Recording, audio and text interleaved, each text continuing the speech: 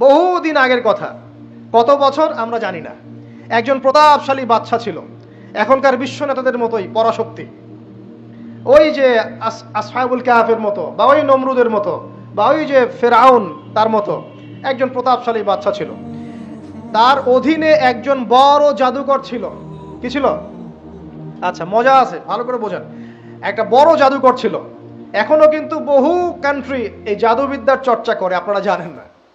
ভিতরে ভিতরে জাদুবিদ্যার চর্চা এখনো চলছে।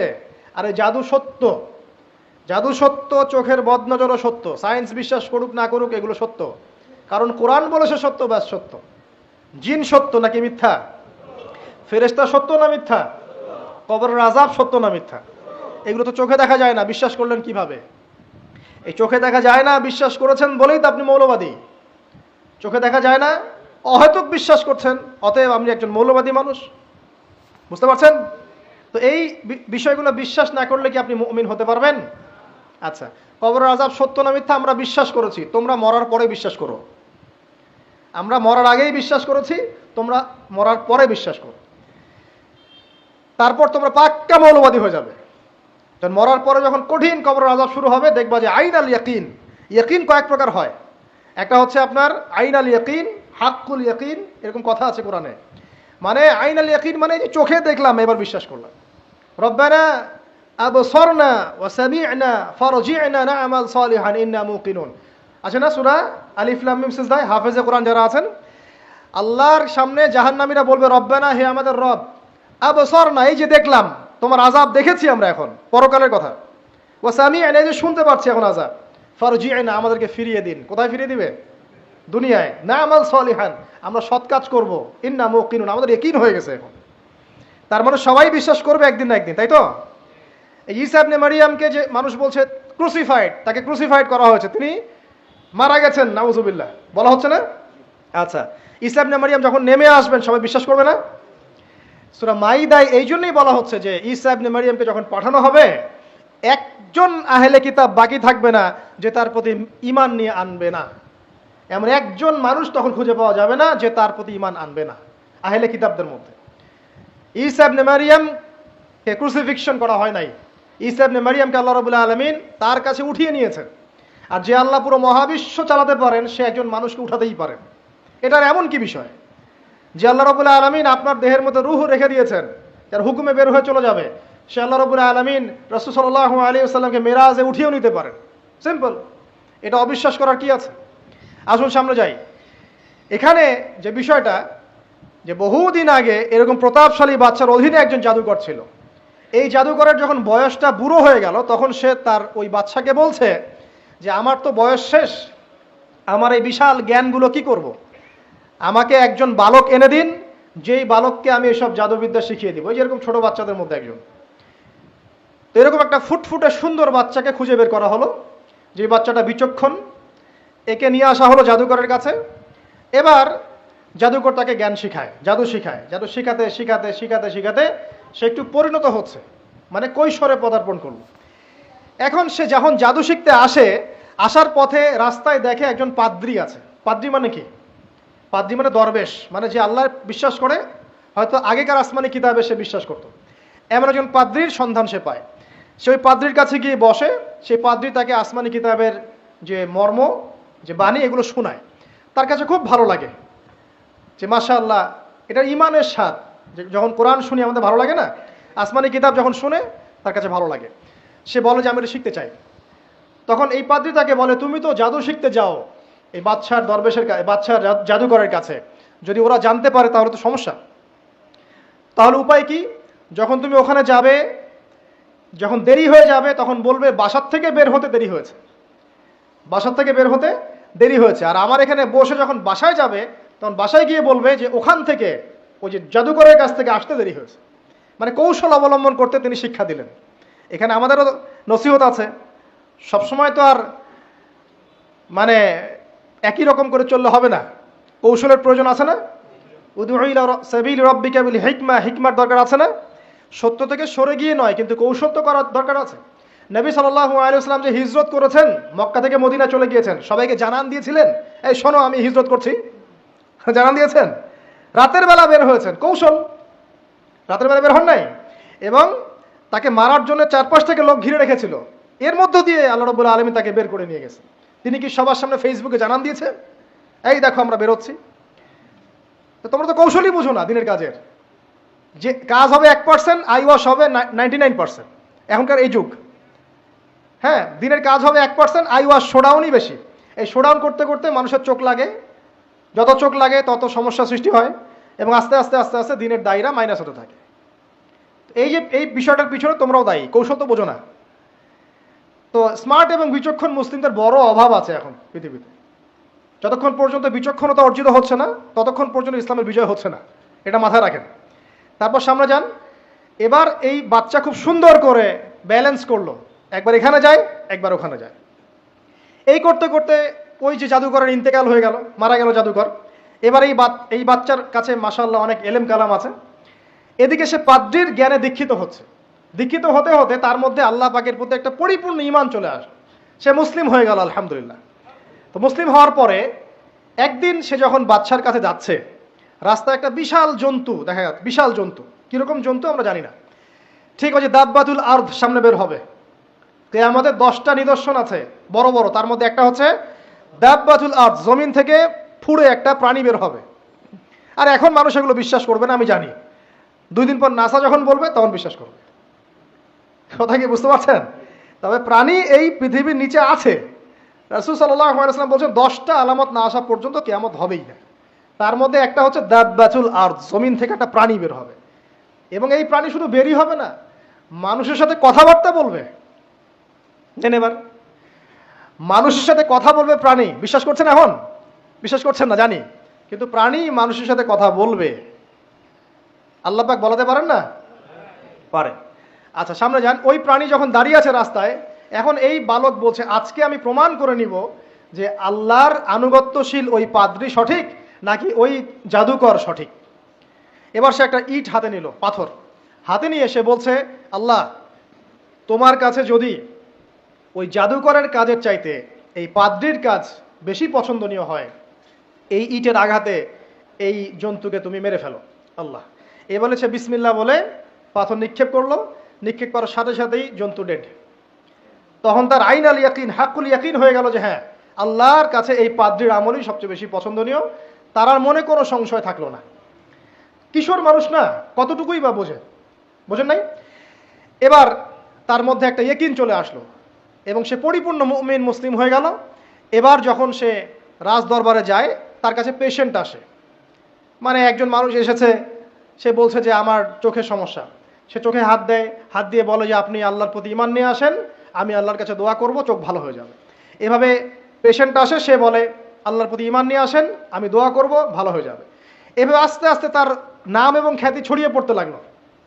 যেই তার কাছে আসে সে বলে আগে মুসলিম হন, ইমানদার হন, আল্লাহর প্রতি বিশ্বাস করেন, আমি দোয়া করব, ভালো হয়ে যাবে। চোখ অন্ধ ভালো হয়ে যাচ্ছে, কুষ্ঠরোগী ভালো হয়ে যাচ্ছে, হ্যাঁ, প্যারালাইজড রোগী ভালো হয়ে যাচ্ছে আলহামদুলিল্লাহ। নবী ঈসা আলাইহিস সালাম এমনটা করেছিলেন না? আল্লাহ পাক চাইলে করতে পারেন। একদিন ওই রাজ দরবারের একজন মন্ত্রী আসছে, এবার ওই রাজার একজন এমপি সাহেব, তার চোখে সমস্যা, সে আসছে, এসে বলছে যে আমার এই চোখের সমস্যা, আমার চোখটাকে ভালো করা দরকার, তোমার কাছে কোনো ওষুধ আছে নাকি? তো সে বলছে যে আপনি আল্লাহর প্রতি ঈমান নিয়ে আসেন, আমি আল্লাহর কাছে দোয়া করব, আপনি ভালো হয়ে যাবেন। এবার সে আলহামদুলিল্লাহ ঈমান নিয়ে আনলো এবং সে ভালো হয়ে গেল। এই ভালো হয়ে যাওয়ার পরের দিন যখন সে আবার ওই পার্লামেন্টে গিয়েছে আর কি, ওদের তৎকালীন রাজদরবারে, এবার রাজা ওকে দেখে বলছে যে তোমার তো চোখ অন্ধ ছিল, কিভাবে সেবা লাভ করলে? তো সে বলে না কিভাবে সেবা লাভ করলো, সে বলতে চাচ্ছে না, কারণ সে আজ করছে যে বললে সমস্যা হবে। এক পর্যায়ে তাকে খুবই পিটুনি দেওয়া হচ্ছে, রিমান্ডে নিয়ে গিয়ে কঠিন মাইর দেওয়া হচ্ছে। এক পর্যায়ে সে মারের যন্ত্রণা সহ্য করতে না পারে বলে ফেললো যে ওই বাচ্চা, তার কাছে গিয়ে আমি আরোগ্য লাভ করেছি এবং সে আমাকে বলেছে যে তার রবের প্রতি ঈমান নিয়ে আসতে, তাহলে আমি শেফা লাভ করব। এই বাচ্চা এখন বলছে ফেরাউনের মতো, যায় না রব্বুকুমুল আলা, আমি তো তোমাদের রব, নমরুদের মতো আমি তো তোমাদের রব, ঠিক আছে, আমি ছাড়া তোমাদের কে রব আছে? মা আলিমতু লাকুম মিন ইলাহিন গায়রি, আমি তো জানি না যে আমি ছাড়া তোমাদের কোনো ইলাহ আছে। এবার এই লোকটাকে হত্যা করা হলো, এই এমপি সাহেবকে হত্যা করা হলো, বিকজ সে ঈমান নিয়ে আসে। এবার সেই বালককে ডেকে আনা হচ্ছে, বলা হচ্ছে বলো তুমি নাকি তোমার রবের নাম দিয়ে মানুষের ট্রিটমেন্ট করা শুরু করেছো?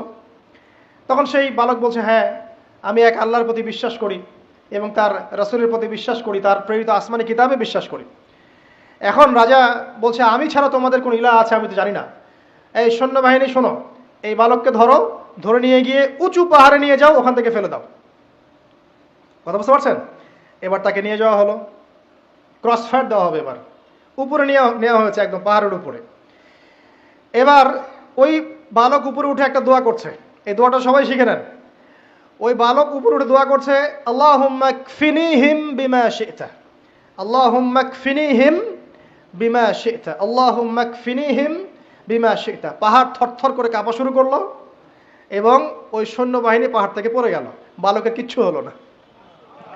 আমি কিন্তু বানোয়াট কোনো গল্প বলছি না, এটা কোরআন থেকে বলছি এবং এটা তাফসীর। আপনি যে কোনো তাফসীর পড়েন, মারিফুল কোরআন, তাফসীর ইবনে কাসির, জালালাইন পড়ে দেখেন, পড়ে দেখেন আমার সাথে ডিবেট করার আগে। এবার সে বালক হেঁটে হেঁটে চলে আসলো রাজদরবারে। আবার কি ব্যাপার, তুমি মরো নাই? না, আল্লাহ আমাকে বাঁচিয়েছেন, আমার রব আমাকে বাঁচিয়েছেন। আবার পাঠানো হচ্ছে আরেক দল সেনাবাহিনীকে নিয়ে, যাও এবার ওকে সমুদ্রে নিয়ে যাও, সমুদ্রের মাছ সমুদ্রে ডুবিয়ে দিবে একদম। আবার সে ওখানে গিয়ে বলল, আল্লাহুম্মা কফিনিহিম বিমা শি'তা, হে আল্লাহ, অর্থ হচ্ছে হে আল্লাহ, আমার বিপক্ষে যারা আছে আপনি যা দিয়ে ইচ্ছা ওদের বিরুদ্ধে আমাকে সাহায্য করেন। অর্থটা হচ্ছে এমন, আল্লাহুম্মা কফিনিহিম বিমা শি'তা, আল্লাহ আপনি আমার জন্য যথেষ্ট হয়ে যান, ওদের বিরুদ্ধে আমার জন্য যথেষ্ট হয়ে যান, যা ইচ্ছা তাই দিয়ে আপনি হেদায়েত করুন, মানে আমাকে হেফাজত করুন। ঠিক আছে? আল্লাহুম্মা কফিনিহিম বিমা শি'তা, ছোট্ট দোয়া। এবার ওই সমুদ্র উত্তাল হওয়া শুরু করলো এবং ওরা জাহাজ থেকে পড়ে গেল। এই বাচ্চা সেফলি আবার চলে আসলো রাজদরবারে। বিশ্বাস করছেন না? চলে আসলো। এবার আসার পরে বলছে, শোনেন, আমাকে এইভাবে মারতে পারবেন না, আমাকে এইভাবে মারা যাবে না, আমি আপনাদেরকে বলে দিচ্ছি কিভাবে আপনি আমাকে মারতে পারবেন। তো বাচ্চা বলছে, কিভাবে মারতে পারবো বলো। তখন সেই বাচ্চাটা বলছে যে আপনি সমস্ত এলাকার মানুষকে এক জায়গায় জড়ো করবেন, মানে পুরো নেশনের যত মানুষ সবাইকে একটা মাঠে নিয়ে আসবেন, মাঠের মাঝখানে একটা গাছ রোপণ করবেন বা একটা কিছু স্তম্ভ নির্মাণ করবেন, সেখানে আমাকে বেঁধে ফেলবেন। বেঁধে ফেলার পরে আমার এই ধনুক থেকে একটা তীর বের করবেন, তীর বের করে আপনি নিজ হাতে এই তীরটাকে নিশানা দিবেন, দিয়ে বলবেন বিসমিল্লাহ আল্লাহর নামে, বিসমিল্লাহ আল্লাহর নামে, বিসমিল্লাহি রব্বি হাযাল গোলাম বলে ছুড়বেন। অর্থ হচ্ছে আমি এই বাচ্চার রব, আমি এই বাচ্চার রব আল্লাহর নামে তীর ছুড়লাম, এটা বলে তীরটা নিক্ষেপ করবেন, তাহলে আমি মরবো, তার আগে মরবো না। কথা কি বুঝতে পারছি? এবার তাই করা হলো, সমস্ত এলাকার মানুষকে এখানে জড়ো করা হলো। কথাটা ভালো করে বোঝেন, সমস্ত এলাকার মানুষ মানে কি, ওই এলাকার সব মানুষ, মানে মুমিন কাফের যে আছে সবগুলাকে একত্রিত করা হলো। করার পরে বাচ্চাটাকে এভাবে একটা জায়গায় বেঁধে দেওয়া হয়েছে, খেজুর গাছে, তাফসীরে এসেছে খেজুর গাছে। এবার সে এখান থেকে তীর বের করে, বাচ্চা বলছে বিসমিল্লাহি রব্বি হাযাল গোলাম, নিক্ষেপ করলো। তীরটা ঠিক, আল্লাহ পাকের দৃষ্টি দেখেন এত সূক্ষ্ম, ওইটাই বর্ণনা করেছেন। তীরটা ঠিক বাচ্চার এই জায়গায় লেগেছে, এই যে মাথার এখান থেকে লেগে এদিকে বের হয়ে গেছে। হ্যাঁ, কি বুঝি নাই? ছেলেটার বাচ্চা ওই বাচ্চা ছেলেটার এই যে কপালের এই পার থেকে এই পার পর্যন্ত তীর চলে গেল এবং বাচ্চাটা শহীদ হয়ে গেল, আলহামদুলিল্লাহ। এবং এই বাচ্চাটা যখন মারা গেল বা শহীদ হয়ে গেল, আর সারা এলাকার মানুষ কি দেখলো যে বাচ্চা তাকে দুইবার চেষ্টা করে মারতে পারে নাই, কিন্তু তার রবের নাম যখন নেওয়া হয়েছে, আল্লাহর নাম নেওয়া হয়েছে, মারতে পেরেছে। দেন পুরো এলাকার সমস্ত মানুষ মুসলিম হয়ে গেল, আলহামদুলিল্লাহ। একজন বাচ্চার জীবনের বিনিময়ে সমস্ত এলাকার মানুষ ইসলামের হেদায়েত পেয়ে গেল, আলহামদুলিল্লাহ। এবার বাচ্চার মাথা তো আরো খারাপ, একটাকেই সামলাতে পারছিলাম না, এবার তো সমস্ত এলাকার মানুষ মুসলিম হয়ে গেছে। এখন কি করবেন? এখন সেনাবাহিনীকে আদেশ করা হয়েছে সমস্ত মানুষগুলোকে জড়ো করে একটা গর্ত খোঁড়ো, একটা গর্ত খুঁড়ে সেখানে আগুন জ্বালাও, আগুন জ্বালিয়ে সমস্ত মানুষকে ফেলে দাও। দৃশ্যটাকে কল্পনা করতে পারছেন? একটা পুরো এলাকার মানুষকে একটা মাঠের মধ্যে একত্রিত করে সেখানে আগুন জ্বালিয়ে সবাইকে সেখানে ফেলে দেওয়া হলো এবং তারা চতুর্দিক থেকে এটাকে অবলোকন করতে লাগলো, মজা উপভোগ করতে লাগলো। এটাই আল্লাহ পাক বলছেন, কুতিলা আসহাবুল উখদুদ ইয হুম আলাইহা কুউদ ওয়া হুম আলা মা ইয়াফআলুনা বিল মুমিনিনা শুহুদ। শেষ পর্যায়ে তাফসীরে এসেছে, শেষ পর্যায়ে একজন মায়ের কোলে একটা ছোট্ট বাচ্চা ছিল। তো সেই মা নিজে লাফ দিবে, এটাতে তার কোনো সমস্যা নেই, কিন্তু বাচ্চাটাকে নিয়ে লাফ দেওয়ার জন্য সে ইতস্তত বোধ করছে। তখন আল্লাহ রাব্বুল আলামিন সেই ছোট্ট বাচ্চাটার কোলে, সেই ছোট্ট বাচ্চাটার জবানের মধ্যে আল্লাহর কুদরত নিদর্শন নাজিল করলেন। ওই বাচ্চাটা কথা বলা শুরু করলো। সেই বাচ্চাটা বলল, লা তাখাফি ইয়া উম্মা, এটা শব্দটা এমন এসেছে, ইয়া উম্মা, হে আমার মা, লা তাখাফি, তুমি ভয় করো না, ফাইন্নাকি আলাল হক, কারণ আপনি সত্যের উপর আছেন, লাভ দিন। যারাই সে অগ্নিকুণ্ডে সেদিন লাভ দিয়েছে তারাই জান্নাতের স্বাদ পেয়েছে, আলহামদুলিল্লাহ। এই হলো আসহাবুল উখদুদের ঘটনা, যেটা আল্লাহ রাব্বুল আলামিন সূরা বুরুজের মধ্যে বলেছেন। এখানে একটাই শিক্ষণীয় বিষয়, ঈমান এর শক্তি একজন ছোট্ট বালকের মধ্য দিয়ে কিভাবে আল্লাহ রাব্বুল আলামিন পুরো নেশনকে হেদায়েত করতে পারেন, এবং আল্লাহ রাব্বুল আলামিন সমস্ত পরিকল্পনার উপরে মহা পরিকল্পনাকারী, এবং আল্লাহ সুবহানাহু ওয়া তাআলা তাদেরকে চিরস্মরণীয় করে রেখেছেন কোরআনের পাতায়। কিয়ামত পর্যন্ত মানুষ এই ঘটনা পড়বে, তাদের থেকে শিক্ষা গ্রহণ করবে না? তা আল্লাহ রাব্বুল আলামিন সবচেয়ে বেশি স্মার্ট না আমরা সবচেয়ে বেশি স্মার্ট? এরপরে আল্লাহ রাব্বুল আলামিন বলছেন যে তারা ঈমান আনা ছাড়া অন্য কোনো অপরাধ করে নাই। এই মুমিন যারা ছিল, আগুনে লাফ দিয়েছে, এদের কি কোনো অপরাধ ছিল? এদের কোনো অপরাধ ছিল? কি অপরাধ ছিল? তারা শুধুমাত্র কি ছিল? মুমিন ছিল। ঈমান আনার ফলে তাদের এই পরিণতি হয়েছে, তাদেরকে অগ্নিকুণ্ডে লাফ দিতে তারা বাধ্য হয়েছে। যারা দিয়েছে তারা কি জান্নাতি না জাহান্নামী? জান্নাতি। ওই যে বালক যে একা দৃষ্টান্ত স্থাপন করে গেল এবং পুরো নেশনকে হেদায়েত দিয়ে গেল, এই বালক সফল না ব্যর্থ? আল্লাহ রাব্বুল আলামিন যদি চান তাহলে এরকম একজন দুইজন মানুষকে দিয়েও পুরো নেশনকে হেদায়েত করাতে পারেন, এবং যেটা হয়ে গেছে আগে সেটা এই যুগেও সম্ভব না? শুধু সম্ভবই না, বরং আপনাদের চোখের সামনে এটা হয়েছেও, কিন্তু আপনারা সেটা বুঝতে পারেন নাই। আপনাদের চোখের সামনে যুগের পর যুগ এমন ঘটনা ঘটেছেও, কিন্তু আপনারা হয়তো বুঝতে পারেন নাই, ধরতে পারেন নাই। আল্লাহ রাব্বুল আলামিন এমন মানুষদেরকে দিয়ে পুরো নেশনকে হেদায়েত করেন। কিছু মানুষকে আল্লাহ পাক পরীক্ষায় ফেলেন, তাদের মধ্য দিয়ে আল্লাহ পুরো নেশনকে হেদায়েত করতে পারেন, আলহামদুলিল্লাহ। আসহাবুল উখদুদের এই বাচ্চার মধ্যে আমাদের সবার জন্য নিদর্শন আছে। আল্লাহ পাক আমাদের সবাইকে প্রকৃত ঈমানদার হওয়ার তৌফিক দান করুন, বেশি বেশি আমাদের সালেহ করার তৌফিক দান করুন, ঈমানের উপর দৃঢ় থাকার তৌফিক এনায়েত করুন, এবং দৃষ্টান্ত স্থাপন করার তৌফিক দান করুন, এবং যে কোনো রকম দৃশ্য অদৃশ্যের বিপদ আপদ বালা মুসিবতের বিপক্ষে আল্লাহ পাকই যেন যথেষ্ট হয়ে যান, আমিন। দিন সেই দিন যেদিন কোন নফসের উপকার করতে পারবে না, পৃথিবীর কোনো সম্পর্ক সেখানে টিকবে না। সূরা আবাসার মধ্যে আল্লাহ পাক বলছেন, ইয়াউমা ইয়াফিরুল মারউ মিন আখি, যেদিন ভাই থেকে পালিয়ে যাবে, ওয়া উম্মিহি ওয়া আবি, মানুষ তার বাবা এবং মা থেকে পালিয়ে যাবে, ওয়া সাহিবাতিহি ওয়া বানি, তার স্ত্রী পুত্র সন্তান এগুলো থেকে মানুষ পালিয়ে যাবে। লিকুল্লি ইমরিইম মিনহুম ইয়াউমাইযিন শা'নু ইউগনি, সেই দিন প্রত্যেক মানুষ নিজের নফসের কথা নিয়েই ব্যস্ত থাকবে।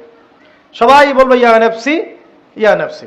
তবে শুধু একজন ব্যক্তি আছেন এই পুরো মহাবিশ্বে, যিনি বলবেন ইয়া উম্মতি ইয়া উম্মতি। তিনি কে?